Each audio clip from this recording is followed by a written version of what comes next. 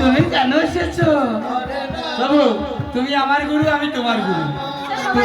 তুমি এত বড় আনন্দ করছো সুন্দরী সুন্দরী নিয়ে,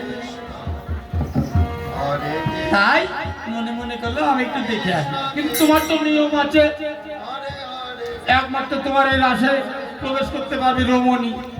তাই আমি একটু ছলনা করে রমণীর বেশ ধারণ করে এই রাজ দর্শন করতে এসেছি। তুমি আমাকে ক্ষমা করে দাও। শোনো ভোলানাথ, ক্ষমা তোমাকে করেছি, কিন্তু এই রাস তুমি দর্শন করতে পারবে না। যাও ভোলানাথ।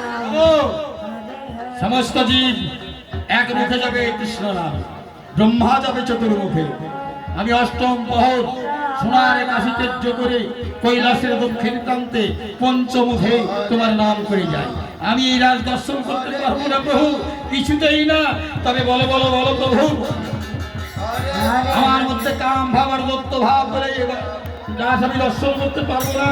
তবে বলো প্রভু, এই রাসকে আমি কোনোদিনই দর্শন করতে পারবো না প্রভু। করতে পারবে ভোলানাথ, তবে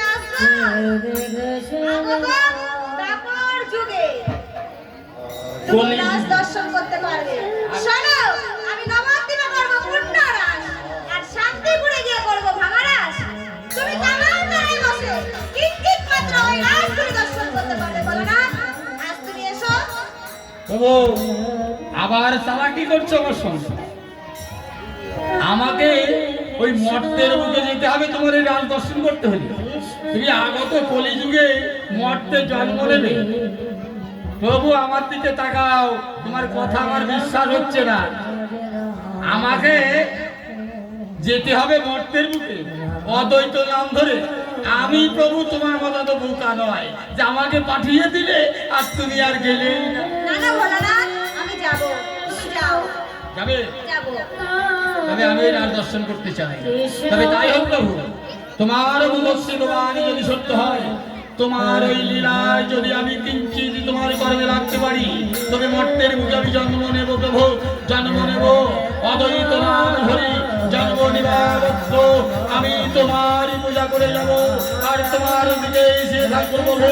আমাকে পাঠিয়ে দিয়ে তুমি যেন বেশি দেরি করো না প্রভু, তুমি যেন বেশি দেরি করো না প্রভু, তুমি যেন বেশি দেরি করো না।